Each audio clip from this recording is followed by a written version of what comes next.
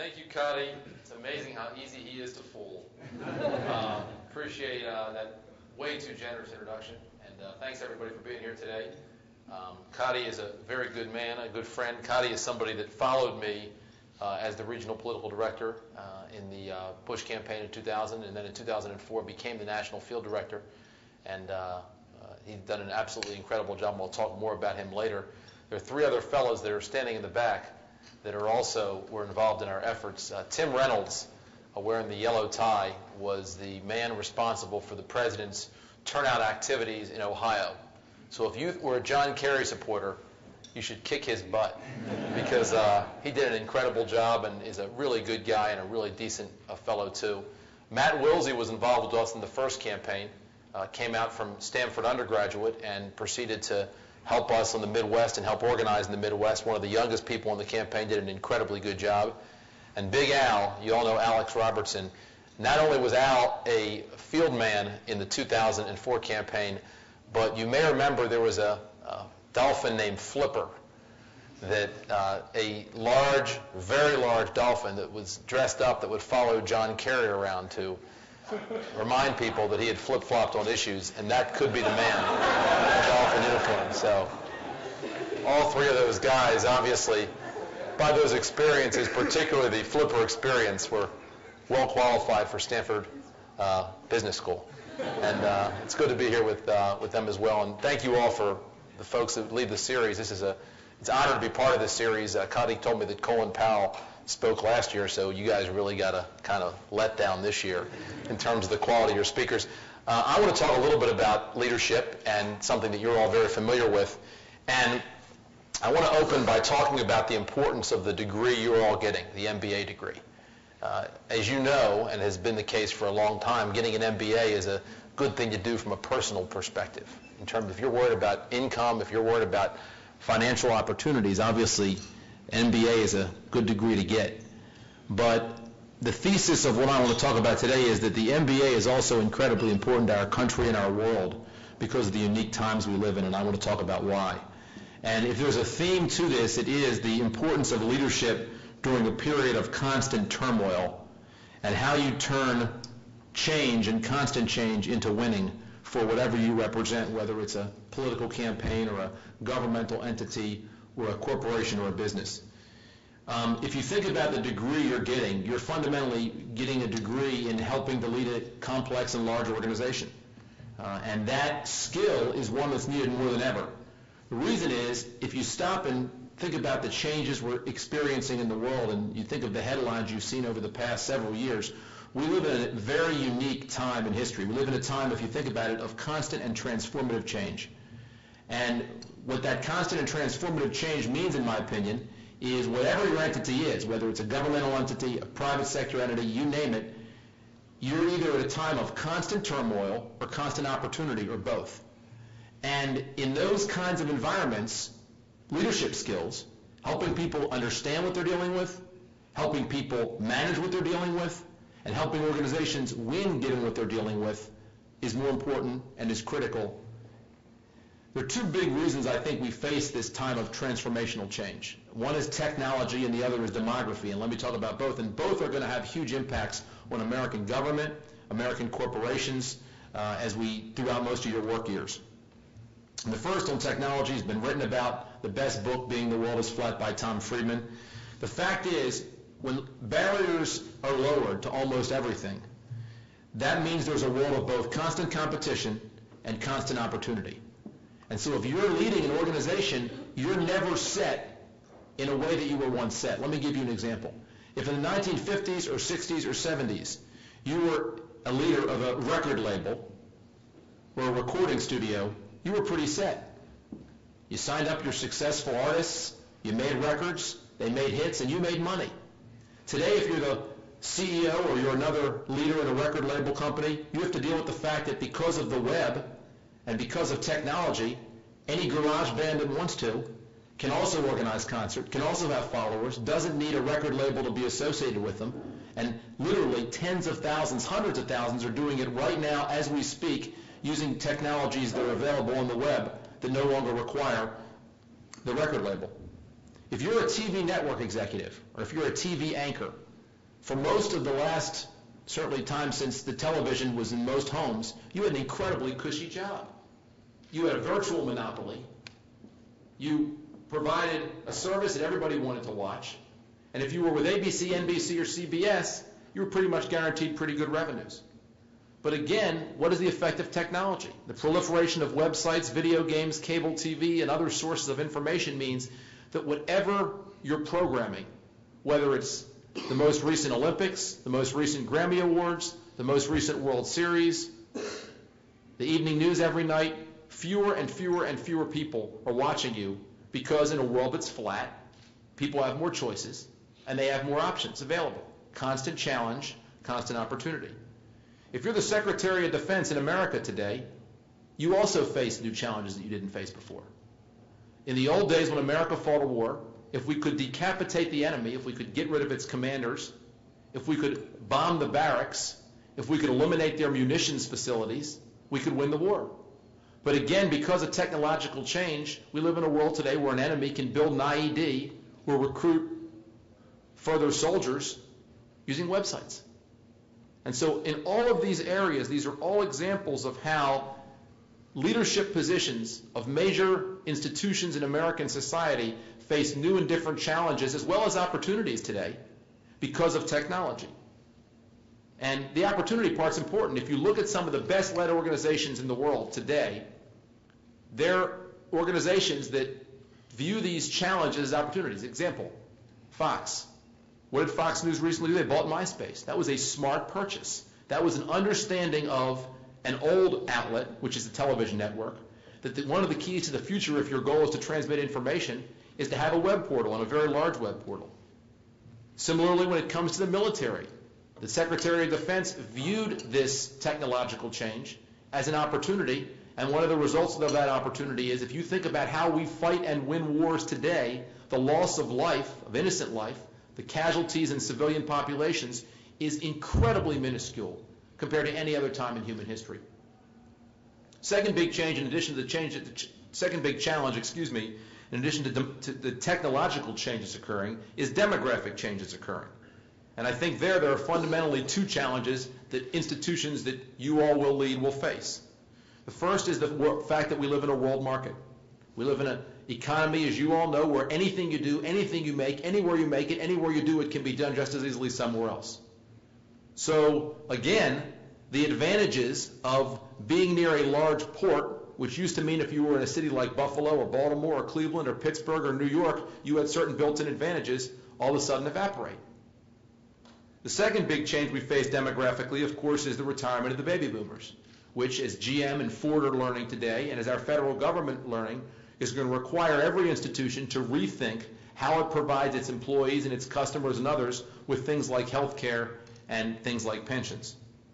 So the fact is, if you stop and think about it, in my opinion, the test of your careers, the mission of your careers will be, how do you lead institutions to win during this time of change? Change as a result of technology and change as a result of changing demography.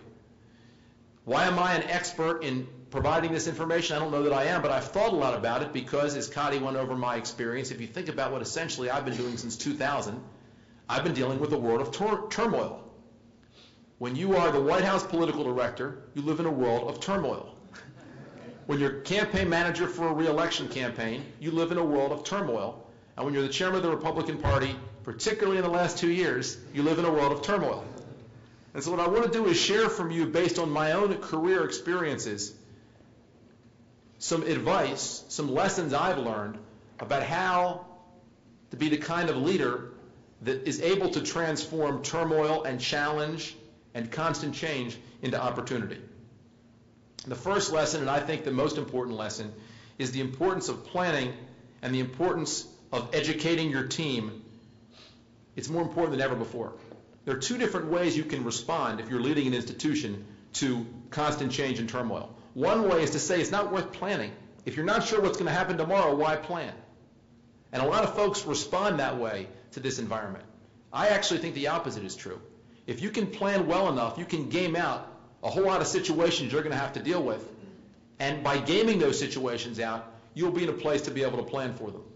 The single most important part of that planning process is developing the right team, bring in the right people, the smart people, and people that you know are the kinds of individuals who can lead themselves during this time. Let me give you some examples of how we did this.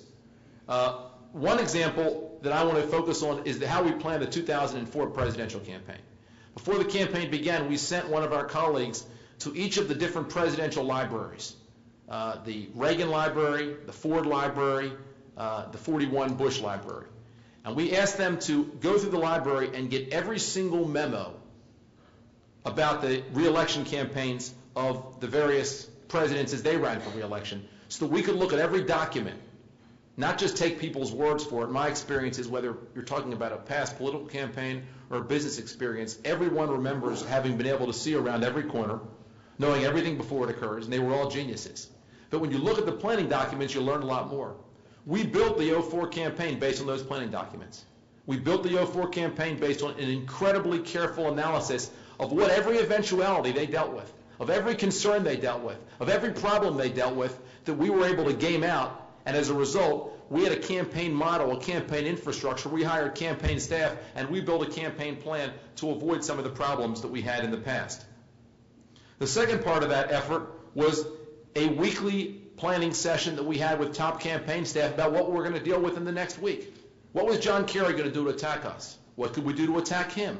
Let's game every one of those things out, because even though we can't anticipate every single attack, if we plan enough and think enough and game out enough what's going to happen, we'll figure out a whole bunch of things before they're likely to occur, and then be able to figure how Kerry would react to them.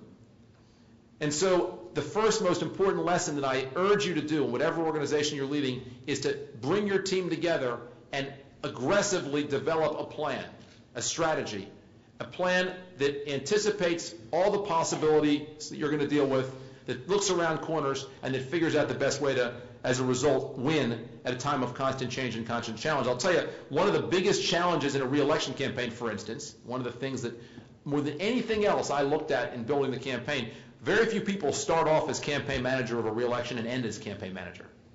You usually get let go in the middle. Why? Think how hard the job is. You're in charge of re-electing the president, and somebody else is in charge of the White House. So you're supposed to sell a product, and yet the single most important thing to the brand of that product, which is what happens in the White House, you're not in charge of. And so because of that, we had a very clear system built by which people at the White House knew what their responsibilities, people at the campaign knew what their responsibilities were, and we had to work together, and they had to work together, and that was critical to our success. Leadership lesson number 2, share your strategy, particularly with people who could be rivals within your institution or within other institutions. Again, just like there's a reaction that says a world of constant change, planning is worthless, there's a reaction that says, wait a minute, if there are rivals out there, I don't want them to know anything. I want to keep all the information close so it won't get out, and so that they can't get an edge up on me. I totally rejected that analysis. When I built the 2004 campaign, my theory was I wanted everyone potentially involved, whether they wanted to be involved or wanted to hijack the campaign, to know about my strategy and to be included in the strategy. I had several groups that were people that regularly talked to the president, the vice president, the chief of staff, Karl Rove, Don Evans, one of his best friends, and other people who were involved in a planning group I called the G8, because there were 8 people. We met on a monthly basis, and I walked through every aspect of my strategy we were thinking. My theory was, again, think about the potential vulnerabilities. Someone's going to go to the president, I don't agree with what Mehlman's doing. Well, they're much less likely to do that if they were involved on a monthly basis in helping develop what Mehlman was doing and helping to figure out a plan for what Mehlman was doing. I did the same thing around the campaign's budget, an area that often in campaigns is criticized for not being done well. And I did the exact same thing for the staff on the campaign, having weekly meetings and having regularly bi-weekly meetings with campaign leadership like Cotty, where we discussed and we analyzed our strategy and how our strategy was going forward.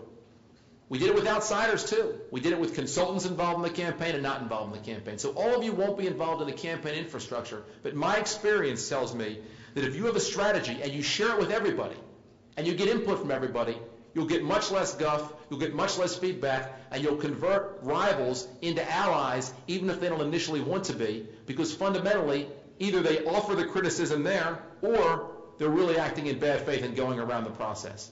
And so sharing your strategy is absolutely critical in being successful.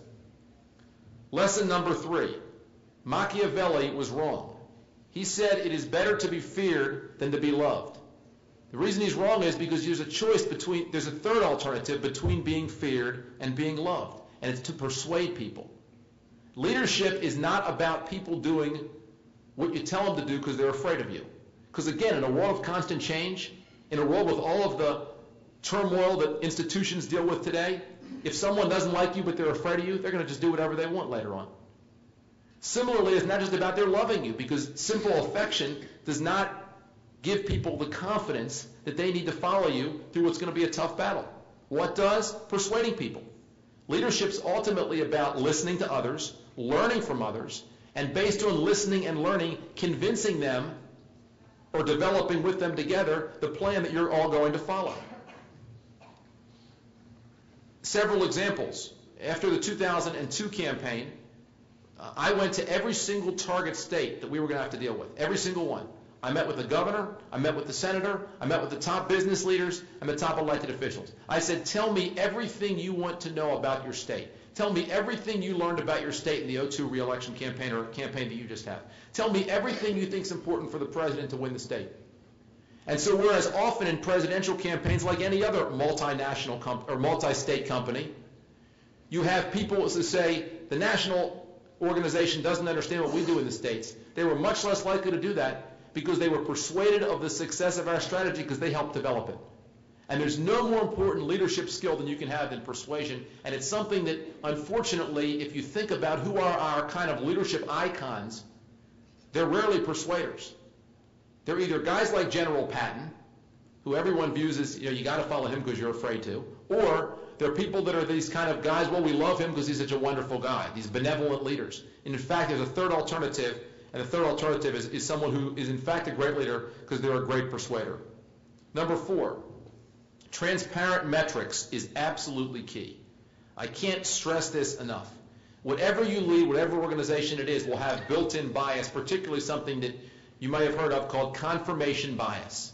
Confirmation bias is viewing every piece of information, every piece of data, everything that happens through the lens that confirms what you already think. It's human nature. It happens everywhere. It particularly happens in politics. And so what we build a system that required so many metrics and so much information that the effect was you couldn't have confirmation bias. So in target states, we polled from Labor Day to the election. Every single day, we did a tracking poll in every single state. You could say this state feels good or that state feels good. We know the truth was. We knew whether they felt good because we had objective data. Cotty, as national field director, led an effort by which in every single state, voter registration was measured every week and then every month in that state, how Republicans were doing and how Democrats were doing. Again, you feel great about the fact that you've registered 2 million voters, but if the Democrats have registered 3 million, you haven't won the battle.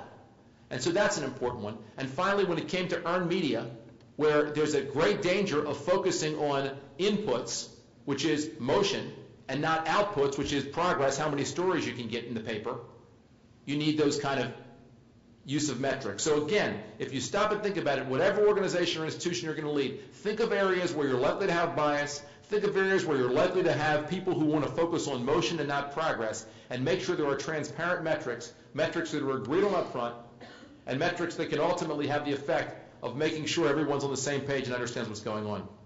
5, focus on problems as opportunities to seize, not problems to reduce. If you're reducing a problem, you're not gaining. You're reducing how many yards you lose. If you're seizing an opportunity, you're gaining. Let me give you a good example. Republicans and Democrats have for the last 50 years targeted voters the same way, based on where people live. You talk to your neighbors about voting. Both parties have done it. Democrats have tried to turn out the areas that Democrats have a lot of voters. Republicans have tried to turn out the areas where Republicans have a lot of voters.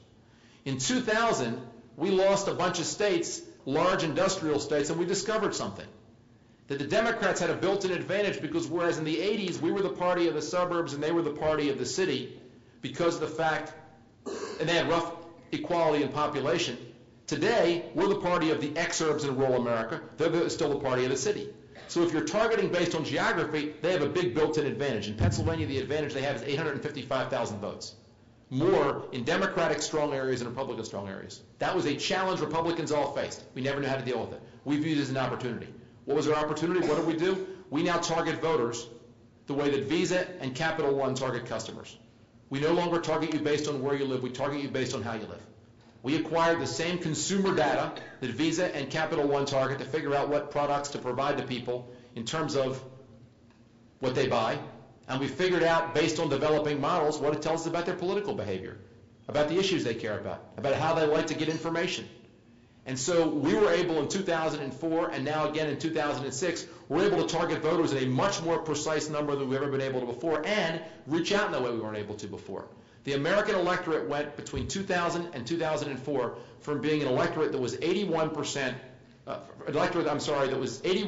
white to 77% white. And George Bush got 3.5% more votes. Where do you think those votes came from?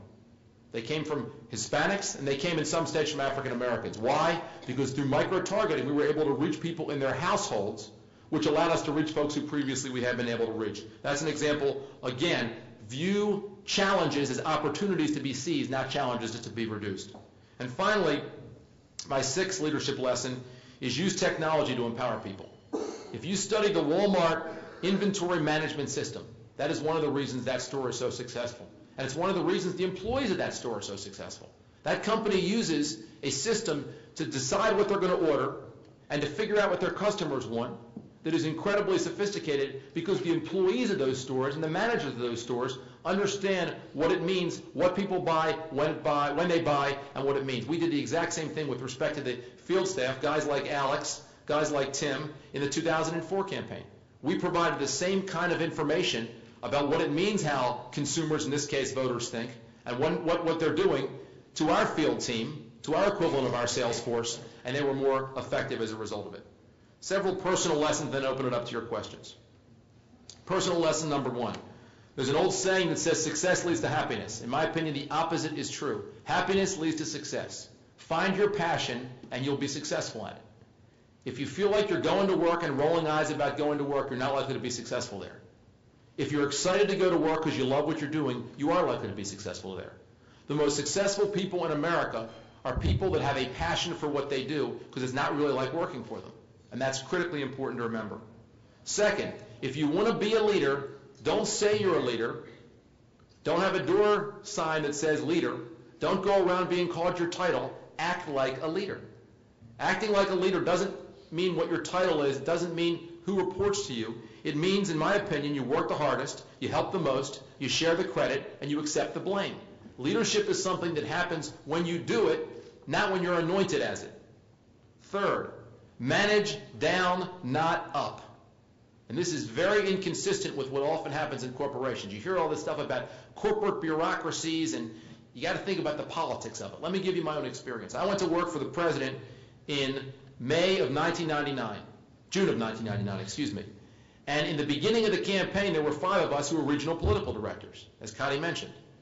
And the big thing that everyone told me, including the top people at the campaign, was when the president goes to one of your states, you got to go with him on the plane.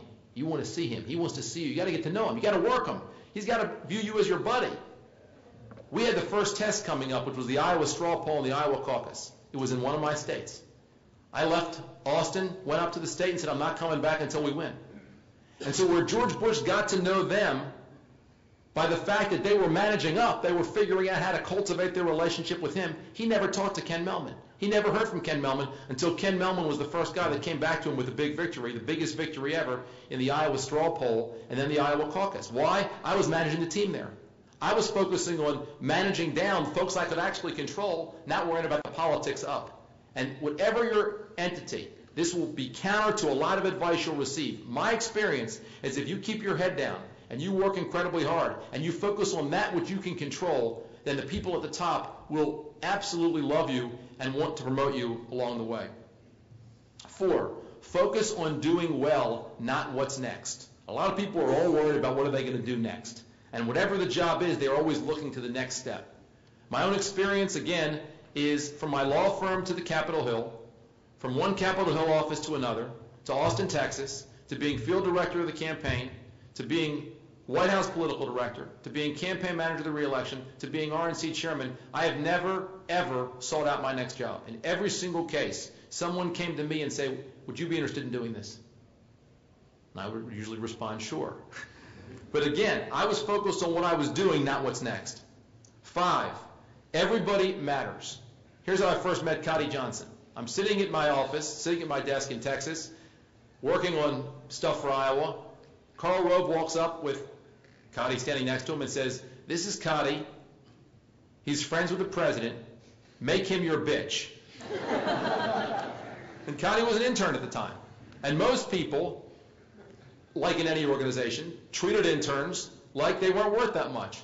I gave Cotty responsibility. I gave him tremendous opportunities. And there's no doubt in my mind, not only did he produce, not only was he the youngest regional political director of all, not only was he a fantastic field director in the 2004 campaign, but there's no doubt in my mind I will one day work for him. The fact is, everybody in an organization matters. And if everyone in that organization, from the guy that answers the phone to the lady who is the CEO, if every one of those people feels every single day like what they do is the single most important thing in the world, then you as a leader have succeeded because that organization is successful.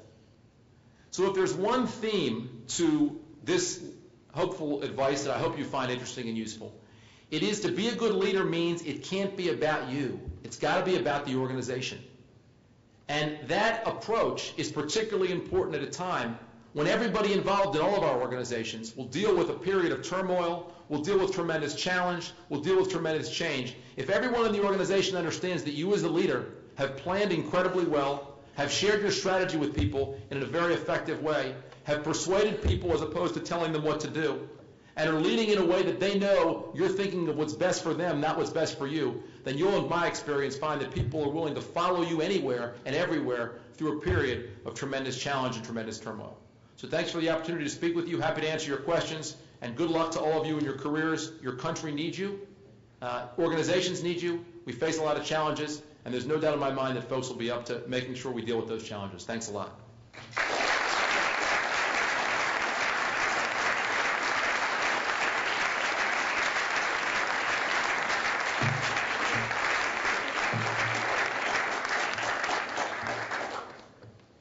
Questions, comments, insults? Yes, sir. I'll throw the first one out there. You did a great job of talking on leadership and not about politics, but I'm sure everyone wants to know a little about what's going on. And New York Times ran an article on Sunday about your counterpart, Howard Dean, and his new strategy on the 50 states approach. And I'd be very interested to hear your opinion of the Democrats' new approach. Well, first of all, I think we have a 50-state approach as well. I don't call it the 50-state approach. What I described that we did in 2004, which was targeting voters based on how they live, not where they live, is something that was the number one goal of my chairmanship when I was elected chairman, and I've had in the last 2 years. That approach is now available in all 50 states, essentially for the cost of just doing a poll. So something which we spent $1 million or $2 on in a particular state is now available free for all 50 states. And we built a web platform that we trained, I think, 15,000 people in 46 states in how to use it. So I agree with the 50-state strategy. I think that's important to do. Look, the article, the bottom line is, I think it is, what Dean is saying is it shouldn't be a Washington-driven party, which I completely agree with. On the other hand, if all you do is write a check to people in the states, then it seems to me you're focused more on running for re-election as chairman of the party as opposed to saying I want a really good system that works in a really effective way. And I think that's some of the mistake that they've got right now. At the end of the day, though, look, what Howard Dean does and what I do is important, but far, far, far less important than the candidates that run, the ideas they run on, and the issues that they talk about. And so I thought it was an interesting article, but at the end of the day, I think that what really matters are the ideas in our country and people out debating those ideas and where the candidates are on those issues and those ideas. Yes, sir. You talked about the importance of planning and strategy, and you also talked about how we live in a world that's in turmoil and constant change. And I know a lot of leaders out there struggle between how much time and resources to put toward strategy versus, okay, we need to move because things are changing so quickly, we just have to be in motion. Can you talk about how you decide? I mean, it seems like you put a lot of emphasis on the strategy? How do you decide between, okay, we need to run, we can't sit here and talk anymore? Well, you should, if the more you plan, the more you can immediately not have to talk because you've already gamed the thing out. I mean, again, our goal was each day to beat Kerry when it came to earned media, which was unprecedented. Here's why. If you're a challenger campaign, it's just you. If you're a White House, if you've got the whole government, everything you say, not only does the White House have to be comfortable, you got to check to make sure what you're saying isn't inconsistent with something the Department of Commerce did last week and last month. And so what you do in that situation, in my opinion, is you anticipate everything you can. You game as much as you can out. You do your homework beforehand so you can move at a moment's notice. And I think that's the key. With more planning and more thought, you ultimately find that you're able to move in a way that is very quick and very nimble and you can adapt. And that's, I think, how you want to spend your time. So more planning up front means less talking and more acting at the moment's notice. Yes, sir. Sir, what did you think the Democrat Party did wrong in the Kerry campaign, as opposed to what you did right? I think that they made two mistakes, two fundamental mistakes. First of all, I think they misread the election a bit. Most presidential re-elections have fallen in one of two categories. Think of Clinton's re-election and Reagan's re-election. These guys had approval ratings in the upper 50s, and their opponents were pretty weak, and it was clear they were going to win. Then you look at 41, Bush in 1992, and you look at Carter in 1980. It was pretty clear they were going to lose. They had very low numbers.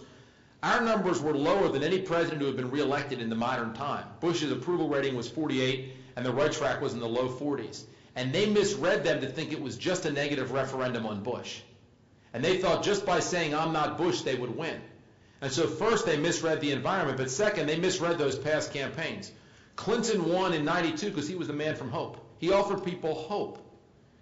Reagan won in 1980 because he offered people the hope of strong leadership. Simply running against the other guy, in my opinion, is not what people want when they're unhappy with things. They want an alternative that satisfies the concerns that they have about whoever the incumbent is in office. And I think that those were the two challenges that they had in the campaign. They ran a very good campaign. They raised a ton of money. I have nothing but respect for what they did. I'm not in any way diminishing it by those criticisms. I do think those were two strategic errors that they made, though.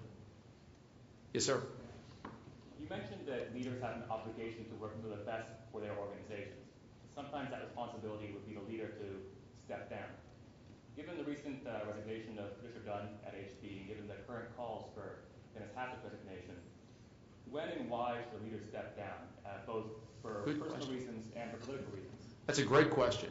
I think a leader ought to step down when he or she believes that they are no longer able, for whatever reason, to be effective as the leader of the organization. And I mean, what often happens in a situation is you think, what's fair? And that's not, when you're a leader, your job is not to do what's fair. Your job is to promote the organization. And I certainly have always felt like if ever, whether it was fair or not, something I did made me less effective at leading, I wouldn't have the right to lead the organization. So I think each leader has to look to the unique situation and say, would it be the best for the organization if I were to step down, not what's fair or what's right. And again, if there's a theme that I try to get across, I'm proud I didn't do it as well as I should have, great leadership's about generosity. Great leadership's about literally saying you're serving others. And if you view it that way, then ultimately the decision of whether to step down, whoever you are, becomes easier because you stop and you think, what's good for the organization, not what's good for me. But it's a really good question. It's one that each case you have to look at, I think, based on the facts. Yes, ma'am. What are your feelings and concerns about Mark Foley's situation? Obviously, the first and most important feeling and concern is that it's awful and terrible that kids who are brought to Washington, who are essentially put in an in loco parenti situation, were subjected to disgusting and vile and totally inappropriate email conversations. So the first thing is disgust at Mark and anger on behalf of those kids. Secondly, I think that they need to look and figure out how to make sure something like this never happens again. How to make sure that these kids are protected, how to make sure that there's not any kind of a situation where a kid is going to feel, even if they're not exploited by something that a congressman or any other person of responsibility says. I mean, it's what I said a minute ago about everyone in an organization mattered. You know, the fact is that one of the challenges of leading any organization, in my opinion, whether it be the Congress or a corporation or whatever, is when you're leading, you have a lot of constant busyness that occurs, and you have constant burdens. And when you start, what starts happening is you start all of a sudden saying, okay, I'll get away with this, or I'll do this, or I'll cut this corner. And that's something you have to constantly guard against. So, I mean, I think personally, I was very offended by it. And I think not only does it need to be fully investigated, potentially prosecuted, the kids need to be protected, but it also requires whatever you're leading, whenever you're in an organization, the people that are the weakest, the people that are the most vulnerable, all to be the people that you're trying to protect the most in any organization. You talked a lot about the need for great leadership talent, excluding the people in this room that work for you. Do you think there is a gap between the talent in the private and the public sector today? Yes. Is it widening? And if so, how do we solve that? That's another good question. I think there is something of a gap. I think that it is higher in the private sector than the public sector. I think that, and I wouldn't agree that all the people in this room fall in the high talent part of it, by the way. I think the best way to solve it is a couple things. One is I hope everyone in this room will think about public service. I think that we need more people in public service, particularly people that have done things in business and thought about things from a business perspective. Second of all, I think both sides have got to stop this kind of politics of personal destruction. We've got to recognize people will not go into public service if they think if you disagree with them, you're going to call them evil. And I don't believe that people on the other side of the aisle, ideologically or politically, are evil. I think that they want the same things I want. We just disagree about how to get there. And it's incumbent on all of us to stop and say, wait a minute, how do we make sure we do that? How do we watch everything we say? Earlier this year, I'll give you an example. Earlier this year, in the beginning of 2005, we put out a piece on Reed, and it pointed out his son was a lobbyist. And I didn't see it. And it went out. And he was really upset, and he should have been upset. And I felt really badly about it. Why is it relevant that his son is a lobbyist? Talk about the issues, don't talk about him. We took it off the website. And it was something that we did that was wrong, and it was something that was inconsistent with that spirit. And so I think you'll get better people in public service if public service doesn't become what it's become too often, which is a circus to attack people.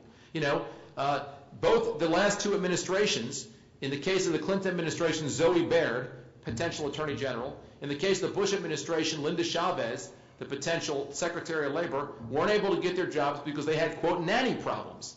It is clearly important to follow the law. But the notion that because somebody had that situation, they ought to be run out of town on a rail, I think is a mistake. I think there's too much a criminalization of political differences. If somebody disagrees, I thought that the way that Karl Rove and Scooter Libby were handled in that whole leak thing was outrageous and was wrong and was unfair. And there's examples on the other side, too, that have happened that have been unfair. So what we need to do, if we want the best people to be involved in public service, we ought to, in my judgment, make it easier, not harder. I worry, frankly, about the same thing in corporate America. I mean, obviously what happened at HP is appalling and unfortunate. At the same time, I worry that the reaction to what happened at Enron and other companies, which is Sarbanes-Oxley, has the effect of saying to people, I don't want to be director of a company anymore. Why should I? And I think that you're seeing in the business world some of the same things you're seeing in politics. If we want to cultivate leadership, we should not make leaders people who we want to throw darts at all the time and figure out ways to attack. But part of why that happens is because leaders don't act in ways that is consistent with the trust that they're provided. So it's a two-way street. I think we got to do both. I'll give you an example. CEO compensation. I don't believe it ought to be legislated. I'm a free market guy. But at some level, when you got a CEO of a company making $50 million a year, and you got some guy that works for him in the company making $15,000 a year, I don't think that's fair. The first thing I did in the Bush campaign in 2004, I wrote the budget. I was in charge. You know what I did? I was the one guy in the campaign who got less money than the campaign manager in 2000 did. Everyone else's salaries went up. Because I thought that gave me the authority to lead.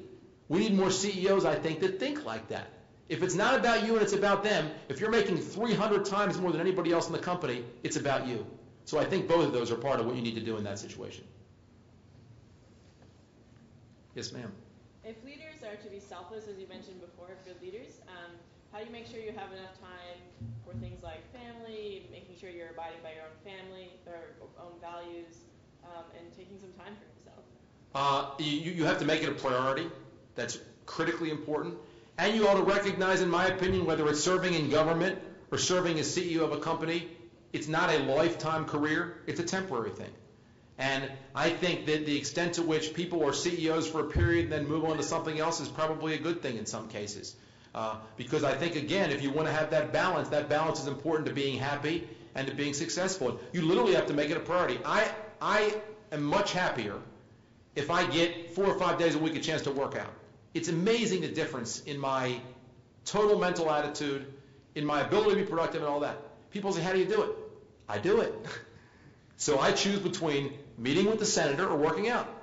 I'll meet with the senator another time. I'm going to make time to work out because it's important to my priorities and my focus. Second of all, on the terms of your values, there's nothing more important than that. As Connie will tell you, I used to, in all my campaigns, I would always say in the meeting, if you have to choose between losing or breaking the law or violating rules, lose.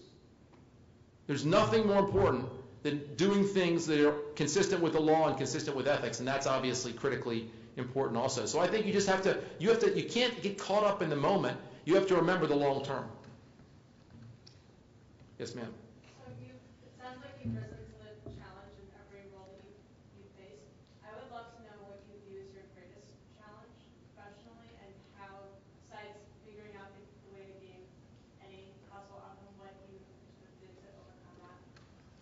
Ooh, that's a good question. I think the biggest challenge so far professionally was the challenge of how do you manage a campaign successfully given that there's a White House. I mean, essentially what you are is you're a colony whose survival and success is critical to the survival of the mother country. So how do you deal with that? And the way we dealt with it was by, again, when the president asked me to do this, I said, there's 2 things I want to have, or I don't want to do it. One is I want to be in charge of every hire and fire, and 2, I want to make sure I'm in charge of all spending. If I'm really in charge of spending and I'm in charge of who works there, I'm in charge. And the president said, that's really smart thinking. You've thought about this. And so if you ever go, and this is about anything you do in life, if you go into something, you got to have it, you're making a mistake. The lesson I got out of that is go in, if you want it so badly, you're going to end up with a bad deal. Go in saying, I want it, but I want it on the right terms. And if you think about what those terms are up front, then in my experience is you'll be successful. But I certainly hope my professional challenge, I'll have more big challenges in the future. I mean, I hope that at the age of 40, I haven't had the biggest challenge of my life. That'd be kind of depressing. But I'm sure there'll be others too. Yes, sir. The country, by most respects, is quite politically divided right now. And kind of from September 11th to now, it's just become more and more divided. What do you see either changing that? Do you think over the next few years it'll come back together, or will it just continue to bifurcate between kind of the Democrats and the Republicans? 2 thoughts on it. One is, if you think about most times in American history, we were very divided during our wars. World War II was an exception, and a lot of people view it as, because it was an exception, they view it as the norm. But if you think about it, whether it was the Spanish-American War, whether it was the World War I, whether it was the Korean War, Vietnam, America often is divided by war as opposed to being united by war. And that's always a challenge we face. And so being at war, which we are, from a historical perspective, we face that challenge, and it requires us to constantly work to try to unite people. But that's just partly the nature of being at war. Second thing that we've got to deal with, I think, with respect to that, is that, again, technology has the effect of people listening to and talking to people that they agree with. The effect of blogs and talk radio is, whether it's Air America or Rush Limbaugh, you can listen to and talk to people that you agree with all day long. And if you do that, then you're less likely to be able to have the kind of consensus that comes together on things. And so that's a challenge we face. That all having been said, I actually think in many ways our country is less divided. Our politics is very divided. But if you stop, in 1970, a huge percentage of the American people had the ridiculous belief, measured in polls, that interracial dating or marriage was morally wrong. The big stain on American history has always been race relations. And while race relations aren't perfect today, they're so much better than they've been in a long time in American history, in my opinion. That's an example where I think Americans of good conscience, particularly younger people, have come together in a way that you never would have predicted in 1970. That's one example of people coming together. Second is the efficacy of free markets. In 1980, Ted Kennedy runs for president. He ran on a full employment platform, literally, full employment. There was a legislation called the Humphrey-Hawkins bill that Heward Humphrey proposed, and the law said the government ought to essentially create public works jobs to guarantee full employment. No one says it anymore. People fundamentally agree about the efficacy of free markets, and while there's disagreements about specifics on tax policy, regulatory policy, and litigation policy, there's an agreement on free markets. Peace through strength. There was a time when wearing an American flag on your lapel was a political statement. No one thinks that anymore. One of the great things about our country is that even when we've disagreed in the past, we almost always come together afterwards and unite and agree that, you know what, whatever we decided was the right thing to do. And I think that's generally been true with civil rights, it's generally been true with free markets, and it's generally been true with having a strong national security and a pride in our patriotism. That doesn't mean all three are perfect. That doesn't mean all three have solved every problem. But that does mean, if you listen to talk radio or you sometimes watch in D.C., you think Americans are so divided. Our politics is so divided. I think our country is also pretty united in many ways. We'll do two more. I believe earlier you mentioned that as a leader, your responsibility is to the people that you're leading. Yes, sir. And we're just talking about right now, either in a country where the country seems to be pretty divided, or maybe an organization with different beliefs on how to go forward. So given that, and knowing that maybe you're trying to persuade one group and that's not working, how do you go forward and actually be a true leader and represent all of the people you're supposed to be looking out for? It's a great question, and particularly in government, it's a hard thing to do, and it's something you got to work to do every single day. I think what you try to do is you look for opportunities where you find things that you believe in that other folks might believe in too, but they might believe in it from their perspective, not from your perspective. I'll give you an example. The President proposed last year personal Social Security accounts. Conservatives believe in personal Social Security accounts because they're, believe very strongly in the free market and what the free market means. I last year spoke and gave a speech at the NAACP, and I talked most about Social Security reform. People were stunned. Why would you talk about that at the NAACP? Well, if you look at the stats, you find out that 4 out of 10 African Americans over 65 years old, when they retire, all they have is a Social Security check. They don't have a pension because too many folks have had to live paycheck to paycheck. And so I always argued for Social Security reform from the perspective not only of the traditional conservative free market ideology, but from the perspective of saying, imagine what would happen in this country if everyone who lived paycheck to paycheck could actually retire with a serious nest egg. Now, people may disagree with the fact that that would happen, but the point is, if you can think about public policy from that perspective, you can find a good result. I'll give you another example, the environment. I was an environmental lawyer when I practiced law. I think that some of the most promising things we can do with respect to the environment is to apply free market principles to solving environmental problems. A great example is what they did with acid rain and the reductions in sulfur dioxide. That was essentially a free market approach. In Maryland, my home state originally, there was for a long time a net loss of wetlands along the Chesapeake Bay. That's been reduced big time because of a free market approach. That's an example. So I think what we all have to do is look for ways that say, how do we accomplish the goals that people on the other side have using the means that we have, or how do we accomplish the goals that we have using the means that they have? Final question. Yes, sir. Your personal politics ever collide with the politics of the White House that you promote? Sure. If so, how do you navigate that moral? Yes. What are examples? We'll talk in a few years or something. But absolutely. What do you? Look, I'm the chairman of the party. Again, it's not about me. If I wanted to promote what I believe in, I would run for office and I'd be able to promote them. I generally agree strongly with the president. I generally agree with the party, but there are plenty of issues on which my approach is different than the party's approach. And what do I do in those situations? I don't do something I believe to be unethical. If our party came out with something I believe to be morally wrong, I wouldn't be out promoting it. But you ultimately say at the end of the day, where do I agree more than where do I disagree? And you figure out where to go with it. But that's in most entities, most private sector, certainly entities, you won't have the same kind of challenge you have here, where you're out promoting things and do you agree with everything? But anyone that says I agree with everything, that if you're a party chairman or you're working for a political individual, it seems to me they're either not telling you the truth or they're kind of an idiot. Because, there's obviously going to be areas of disagreement. And that'll be in my memoirs. Thank you all for being here, and enjoy your evening, and good luck to you all.